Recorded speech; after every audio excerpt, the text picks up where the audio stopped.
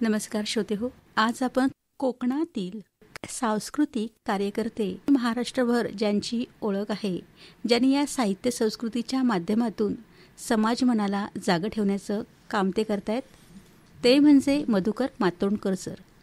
कोकण रेल्वेमध्ये वरिष्ठ वाणिज्य पर्यवेक्षक म्हणून कार्यरत आहेत आणि कोकणातील समाज साहित्य प्रतिष्ठान सिंधुदुर्ग या संस्थेचे विद्यमान अध्यक्ष म्हणून ते कार्यरत आहेत.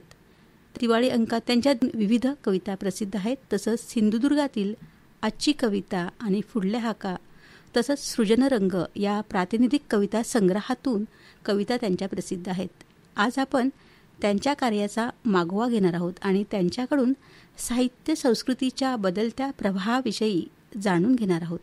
तर सर नमस्कार, आपलं मनपूर्वक स्वागत आहे आमच्या आकाशवाणीच्या स्टुडिओतून. नमस्कार सर, तुम्ही सांस्कृतिक कामाला प्रारंभ कधी केलात? कोणतंही काम करताना त्याची एक पार्श्वभूमी बनवावी लागते, त्याला एक वातावरण निर्माण करावं लागतं आणि त्यानंतर ती कामाची सुरुवात होते. अगदी परीक्षेची तयारी करताना असेल किंवा आपण एखादं महत्त्वाचं काहीतरी काम करतो त्यावेळी एक पार्श्वभूमी लागते, एक बैठक लागते. अशावेळी ती पार्श्वभूमी अशी तयार झाली सुरुवातीला. आणि ते सांगेन की सुरुवातीला मी काही चांदोबा असेल, हिसाबनीती असेल ही पुस्तकं वाचू लागलो. नंतर काही डॉक्टर बाबासाहेब आंबेडकरांचं चरित्र वाचलं, मी गौतम बुद्धांचं चरित्र वाचलं, गांधीजींचं माझे सत्याचे प्रयोग हे वाचलं. असं वाचता वाचता मी एक पार्श्वभूमी तयार होत गेली असं मला वाटतं. आणि ज्यावेळी मी महाविद्यालयामध्ये वेंगुर्ल्याला बॅरिस्टर बाळासाहेब खर्डेकर महाविद्यालयात मी प्रवेश घेतला त्यावेळी एक 11वीला काही एक धडे होते. त्यातील अण्णाभाऊ साठे यांचं स्मशानातील सोनं एक कथा होती, ती मी वाचली. किडलेली माणसं गंगाधर गाडगे यांची कथा वाचली. त्याच्यानंतर मॅकॅनो, अंगणातला पोपट असं मी वाचत गेलो आणि एक वेगळं अशी पार्श्वभूमी बनत गेली की त्यामुळे एक माणसं कळत गेली, समाज जीवन कळत गेलं. आणि ह्या वाचता वाचता मला असं वाटलं की आणखी काही वाचलं पाहिजे. असं करता करता सिंधुदुर्गातील कवी असतील, सिद्धार्थ विष्णू तांबे असतील, प्राध्यापक प्रवीण बांदेकर असतील, उत्तम पवार आहेत, वीरधवल परब असतील, अजय कांडर, तसेच डॉक्टर अनिल धको कांबळी, सिद्धार्थ तांबे, संध्या तांबे, गोविंद काजरेकर, अंकुश कदम यांच्याशी ओळख होत गेली. आणि हे पण वाचनातले आणि साहित्यातील असे लोक होते. एक ती पार्श्वभूमी बनत गेली. अशा प्रकारे मी एक साहित्य चळवळीकडे वळलो असं मला वाटतं. आणि म्हणजे तुम्ही असं वाचन करता करता, ओळखी करता करता तुम्ही तुमच्या सांस्कृतिक कामाला प्रारंभ केलात. सर, आधी तुम्ही सम्यक साहित्य चळवळ, नंतर आता समाज साहित्य प्रतिष्ठान अशा महत्त्वाच्या संस्थांची तुम्ही धुरा सांभाळता. या चळवळीचे कोणकोणते उपक्रम तुम्ही राबवत असता? सुरुवातीला सम्यक साहित्य चळवळ जी होती त्याच्यातून आम्ही एक वार्षिक अंक काढायचो आणि त्याच्यानंतर काही नंतर जसा वेळ होत गेला तसं विदुळी सांस्कृतिक चळवळ असेल, त्याच्यानंतर आव्हान नोबल प्रतिष्ठान आहे, समाज साहित्य प्रतिष्ठान हे आताचं, आणि सिंधुदुर्ग साहित्य संघ आहे. त्याच्यातून पार्श्वभूमी आणि माहिती मिळत गेली आणि त्यामुळे वाचनाकडे थोडासा कल निर्माण झाला. आणि चळवळीमध्ये ज्या गोष्टी आहेत आणि विशेषतः साहित्यिक चळवळीमध्ये त्याची थोडीशी ओळख झाली. बरं, मग समाज साहित्य चळवळीतून अनेक लेखक लिहिते झाले, याविषयी तुम्ही काय सांगाल? आम्ही सुरुवातीलाच असा विचार केला होता की समाज साहित्य प्रतिष्ठान ही संस्था ज्यावेळी स्थापन झाली त्यावेळी त्याचं एक जे काहीतरी एक पुढे मोठी व्हावी या दृष्टीने आम्हाला असं सुचलं की सिंधुदुर्गाचे सुपुत्र कृष्णराव अर्जुन केळुसकर ज्यांनी गौतम बुद्धाचे चरित्र लिहिलं आणि ते चरित्र डॉक्टर बाबासाहेब आंबेडकरांच्या हाती सोपवलं आणि ही एक मोठी पार्श्वभूमी आम्हाला होती, वाटली. आणि त्यामुळे आम्ही काय केलं की त्यांच्या नावाचा पुरस्कार सुरू केला आणि साधारण आम्ही आतापर्यंत 4 पुरस्कार दिले आणि वर्षातून त्याच्या जोडीला आणखी एखादा कार्यक्रम घ्यायचा आणि वर्षातून 2 कार्यक्रम करायचे साहित्य चळवळीच्या दृष्टीने. ते आम्ही करत आहोत आणि नुकताच मालवण येथे कार्यक्रम केला. असं आम्ही साहित्य क्षेत्रामध्ये कामं करत आहोत. बरं, खूप छान सर. अलीकडेच तुम्ही तो आता म्हणालात ज्येष्ठ लेखक, नाटककार, नाट्य समीक्षक जयंत पवार स्मृती संमेलन तुम्ही आयोजित केलात. महाराष्ट्रातील रसिकांचा या संमेलनाला मोठा प्रतिसाद मिळाला. या संमेलनाविषयी तुम्ही काय सांगाल? खरं म्हणजे नाटककार म्हणून त्यांचं जे नाव आहे जयंत पवारांचं आणि ते नाट्य समीक्षक सुद्धा आहेत आणि मोठे कथाकार आहेत आणि त्यांचं जे योगदान आहे ते मराठी साहित्यामध्ये फार मोठं आहे. त्यांनी अनेक नाटकं लिहिली, त्याच्यातील अधांतर नाटक एक रेकॉर्ड करून गेलं. त्याच्यामध्ये जी भूमिका केली होती ती अनिल गवस यांनी, आणि ती भूमिका फार अशी दर्जेदार भूमिका होती, आव्हानात्मक भूमिका होती. काही कारणाने त्यांची ओळख झाली आणि असं वाटलं की त्यांना बोलावं, त्यांचा एक सन्मान व्हावा अशी आम्हाला वाटलं, म्हणून आम्ही मालवण येथे तो कार्यक्रम केला होता आणि ते अध्यक्ष होते त्या ठिकाणी. त्यांची मुलाखत झाली आणि आपली जी अभिव्यक्ती होती ती त्यांनी व्यक्त केली नाटकाबद्दल. एकूणच त्यांचं जे सांस्कृतिक क्षेत्र होतं आणि त्यांचं अभिनय क्षेत्र होतं त्याच्याबद्दल त्यांनी छान बोलले. अच्छा, खूप छान. सर, समाज साहित्य प्रतिष्ठानतर्फे कोकणाबरोबरच महाराष्ट्रातील कवींना प्रेरणा मिळावी म्हणून तुम्ही विविध प्रातिनिधिक काव्यसंग्रह प्रसिद्ध करण्यात आलेले आहेत, आणि या संकल्पनेविषयी काय सांगाल? खरं तर सांस्कृतिक क्षेत्रामध्ये काम करताना एक पुरस्कार देणं आणि केवळ गप्प राहणं आमच्याकडून न होता की सिंधुदुर्ग ही लेखकांची, सांस्कृतिक क्षेत्रात काम करण्याची, कलाकारांची, नाटककारांची, अभिनय क्षेत्रात काम करण्याची भूमी आहे. आणि या भूमीतील जे लोक आहेत, तळागाळातील लोक आहेत असं म्हणू आपण, आणि ज्यांना लिहायचं आहे त्यांना एक पार्श्वभूमी मिळावी, त्यांना एक काहीतरी व्यासपीठ मिळावं असं म्हणून आम्हाला असं वाटलं की एक शोध घेतला की सिंधुदुर्गातील कोण काही लिहू शकतात का कविता. तर आम्ही पहिल्यांदा सिंधुदुर्गातील आजची कविता एक असा नावाचा प्रातिनिधिक काव्यसंग्रह आम्ही प्रसिद्ध केला.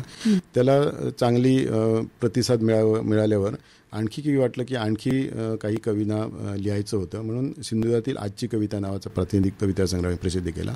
असे 2 सुरुवातीला आम्ही कविता संग्रह प्रसिद्ध केले. आणि त्यानंतर पुरुषांच्या बाबतीत महिलांचं किंवा बाप म्हणून मुलीचं काय मत असेल किंवा एक प्रियकर म्हणून एखाद्या महिलेचं काय मत असेल, अशा प्रकारचं एक आमच्या मनामध्ये एक आलं. त्यावेळी सारेच पुरुष नसतात बदनाम नावाचा 19 कवयित्रींनी लिहिलेला काव्यसंग्रह, प्रत्येकी 4 कविता, बरोबर, अशा प्रकारचा आम्ही एक कविता संग्रह प्रसिद्ध केला. त्याला फार प्रतिसाद मिळाला, लोकांनी वाचून चांगल्या प्रतिक्रिया दिल्या. आणि अलीकडेच पुन्हा एकदा मालवणला आम्ही मागच्या वर्षी एक सांस्कृतिक कार्यक्रम घेतला समाज साहित्य प्रतिष्ठानचा, आणि बॅरिस्टर नाथपै सेवांगण यांच्या मार्फत होता तो कार्यक्रम. आणि त्यावेळी बऱ्याचशा कवयित्री त्या ठिकाणी उपस्थित होत्या आणि आम्हाला म्हणाले की आम्हाला कविता लिहायची, आम्हाला लिहायचं आहे, तर काय करायचं. तर आम्ही समाज साहित्य प्रतिष्ठानचं आम्ही माध्यम आहेच, तर त्यांच्यामार्फत एखादा कविता संग्रह प्रसिद्ध करायचा का. तर त्याला खूप प्रतिसाद मिळाला आणि आम्ही एक सृजन रंग नावाचा कविता संग्रह प्रसिद्ध केला. तब्बल 75 कवयित्रींनी आपली कविता त्या ठिकाणी लिहिली आणि अगदी कोकणातीलच नाही तर पुणे, मुंबई, सातारा, कोल्हापूर आणि गोवा इथून कवयित्रीने आपल्या कवींनी कविता पाठवल्या आणि तो सृजन रंग प्रसिद्ध झाला. खरंय सर, अशा चळवळींमुळे ना तळागाळातल्या शोषित वर्ग साहित्य लेखन करू लागला आहे. त्यामुळेच त्यांचं लेखन अधिक धारदार असतं आणि त्यांचं शोषित जे जगणं असतं ना ते साहित्यात येतं. या संदर्भात तुम्ही काय सांगाल? हो, कोणाला तरी लिहिण्यासाठी एक माध्यम हवं असतं, कोणाचं तरी मार्गदर्शन हवं असतं. अशावेळी आम्हाला असं सुचलं की लोकांनी वाचलंही पाहिजे आणि लिहिलंही पाहिजे आणि एक समाजातील एक आवाज निर्माण व्हायला पाहिजे, म्हणून आम्ही एक ही जी चळवळ राबवत आहोत. त्यासाठी जे आमचे कार्यकर्ते आहेत समाज साहित्य प्रतिष्ठानचे असतील किंवा आमच्या त्या माध्यमातून जोडलेल्या गेलेल्या जी लोक आहेत ती विविध क्षेत्रातील आहेत. कोण साहित्य क्षेत्रातली आहेत, शिक्षण क्षेत्रातली आहेत किंवा विविध क्षेत्रातली आहेत. त्यांना आम्ही हे नेहमी सांगत असतो की तुम्ही वाचत चला किंवा तुम्ही लिहित चला आणि त्याच्यासाठी जो उपक्रम असेल तो आम्ही राबवू आणि म्हणून आम्ही तो एक प्रयत्न करत असतो. अच्छा सर, तळकोकणात विशेषतः आपल्या सिंधुदुर्ग जिल्ह्यात मोठ्या प्रमाणात कविता लिहिली जात आहे आणि आज लिहिणाऱ्या कवींविषयी तुम्ही काय थोडक्यात माहिती द्याल? हो, सिंधुदुर्गातून खूप मोठ्या प्रमाणात कविता लिहिली जाते. विविध मासिकातून आणि विशेषतः दिवाळी अंकातून ही कविता प्रसिद्ध होत असते असं आपल्याला दिसेल. फार सांगायचं म्हणजे असं की ही कविता लिहिली जाते आणि अनेक कविता संग्रह हे प्रसिद्ध झालेले आहेत, दरवर्षी होत असतात, लोक लिहित असतात आणि त्यामुळे ते एक अभिमानास्पद आहे. सिंधुदुर्गसाठी. खरं आहे ते. आणि अशा वेळी आमचा पण लक्ष असतो की कोण कविता लिहित आहेत, कोणाची कविता ती उंचीवर आहे, काय धारेची कविता आहे, हे आमचं लक्ष असतो. आणि जाणून बुजून असं काही करता येत नाही की त्याचं एक मनामध्ये असावं लागतं की तिची एक अशी धारणा असावी लागते आणि कविता लिहिली जाते. हो, कविता हे मनातून उमटतात. हो, मनातून उमटतात ते आहे. आणि एक भावना असावी लागते, निरीक्षण असावं लागतं, वाचन करावं लागतं. सर, आताच्या सिंधुदुर्ग साहित्य संघाला म्हणजे पूर्वीच्या दक्षिण रत्नागिरी साहित्य संघाला जोडूनही तुम्ही काम करता. ही चळवळ कविवर्य वसंत सावंत यांनी सुरू केली, त्यामुळे नव्या लोकांना प्रेरणा मिळाली. या पार्श्वभूमीवर कविवर्य वसंत सावंत यांच्या काही आठवणी? हो, कविवर्य वसंत सावंत हे सिंधुदुर्गचं वैभव होतं. त्यांनी ज्या कविता लिहिल्या त्या खूप चांगल्या कविता होत्या आणि त्यांच्या काळामध्ये ते कवितेकडे वळण्यासाठी जिल्ह्यातील लोकांना प्रोत्साहन द्यायचे. दरवर्षी सावंतवाडीमध्ये कवितांचा जागर ते करायचे आणि एक कवी संमेलन भरवायचे. आणि त्या कविता वाचण्यासाठी जिल्हाभरातून गोवा, राजापूरपासून, कोल्हापूर, पुण्यापासून लोक यायचे आणि आम्ही जायचो आणि तिथे कविता वाचायचो.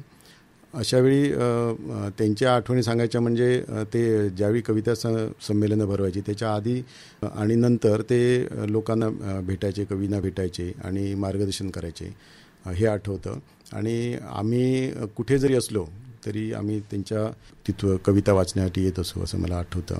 सर, मग आव्हान ओल प्रतिष्ठान ही कविवर्य वसंत सावंत यांच्या स्मरणार्थ चळवळ कोकणात राबवली जाते. या चळवळीला संलग्न तुम्ही काम करता. अनेक वर्ष वसंत सावंत यांच्या नावाचा पुरस्कारही या चळवळीतर्फे दिला जात होता. याविषयी काय सांगाल तुम्ही? हो, आव्हान ओल जो पुरस्कार आहे तो खरं तर वसंत सावंत यांच्या नावाने दिला जायचा. आव्हान ओल प्रतिष्ठानचे संस्थापक अजय कांडर यांना एक कल्पना सुचली की एवढा मोठा कवी सिंधुदुर्गातील होता डॉक्टर वसंत सावंत आणि हे नाव मोठं होतं. त्यांच्या नावाचा एक पुरस्कार असावा की त्यांची जो कवितेचा जागर आहे तो व्हावा म्हणून विविध क्षेत्रातील म्हणजे काम केलेल्या लोकांना, म्हणजे शक्यतो कविता आणि साहित्य क्षेत्रात काम केलेल्या लोकांना ते पुरस्कार देत होते. सर, तुम्ही गेली 40 वर्ष साहित्य सांस्कृतिक विषयी काम करता आणि या कामाला रसिकांचा प्रतिसाद कसा मिळतो? प्रतिसाद रसिकांचा सांगायचं तर असं की एक वेगळेपण जे असतं आपल्या कामातून साहित्य क्षेत्रामध्ये ते वेगळेपण जपावं लागतं आणि लोकांचा प्रतिसाद खूप मिळाला. आणि खरं सांगायचं तर जे कार्यक्रमाचं एक सूत्र असतं आणि कार्यक्रमाचे जे एक वेगळेपण असतं ते जपण्याचं आम्ही काम केलं. प्रतिसाद फार मिळाला आणि विविध क्षेत्रातून जो प्रतिसाद मिळाला त्याचं आम्ही सुद्धा एक संकलन व्हावं म्हणून आम्ही एक काही प्रातिनिधिक कविता संग्रह मागाशी मी सांगितलं तसे आम्ही आतापर्यंत 3 कविता ते 4 कविता संग्रह आम्ही निर्मिती केली. हे त्याचं यश आहे असं. बरं सर, तुम्ही आता पुढील पिढीतील लेखकांसाठी किंवा कवींसाठी आपले मार्गदर्शन काय असेल किंवा संदेश काय? आता सध्याचं काळ जे आहे ते मोबाईलच्या माध्यमातून लोक आपला खूप वेळ फुकट घालवत आहेत असं मला वाटतं की मुळातून तुम्हाला एक बैठक ते वाचावं लागतं. मुळातून तो एक अभ्यासच असतो, तो करावं लागतं. सांस्कृतिक भान असावं लागतं आणि आपण कुठच्या दिशेने चालत आहोत हे आपल्याला जर कळत नसेल तर पुढच्या पिढीची अवस्था खूप वाईट होईल. म्हणून आता त्याचं भान ठेवावं लागतं. लोकांनी वाचलं पाहिजे, इतिहास वाचला पाहिजे. हे साहित्य क्षेत्रातील जी पुस्तकं आहेत ती मोठ्या प्रमाणात वाचली पाहिजेत. आपल्या आरोग्याबरोबरच हे जे आपलं जे मानसिक स्वास्थ्य आहे ते जर तुम्हाला टिकून ठेवायचं असेल तर वाचनाशिवाय पर्याय नाही. आणि हे असं काय सांगून होत नाही, ते तुमच्या मनातून असावं लागतं, मनात ते रुजावं लागतं. तर पुढच्या पिढीचं फार जी हे आहे ती चांगली असेल, धारणा चांगली असेल असं मला वाटतं. सर, आपल्याशी झालेला हा संवाद अत्यंत समृद्ध करणार आहे. आपल्या विचारांमधून नव्या पिढीला प्रेरणा मिळेलच आणि साहित्य संस्कृतीच्या वाटचालीला सुद्धा नवी दिशा सापडेल. आपण दिलेला वेळ आणि अनुभवांची गुंफण हे सगळं नवोदितांना आणि श्रोत्यांना फार मोलाचं आहे. सर, आपल्या पुढील कार्यासाठी मनपूर्वक शुभेच्छा आणि आभार. धन्यवाद.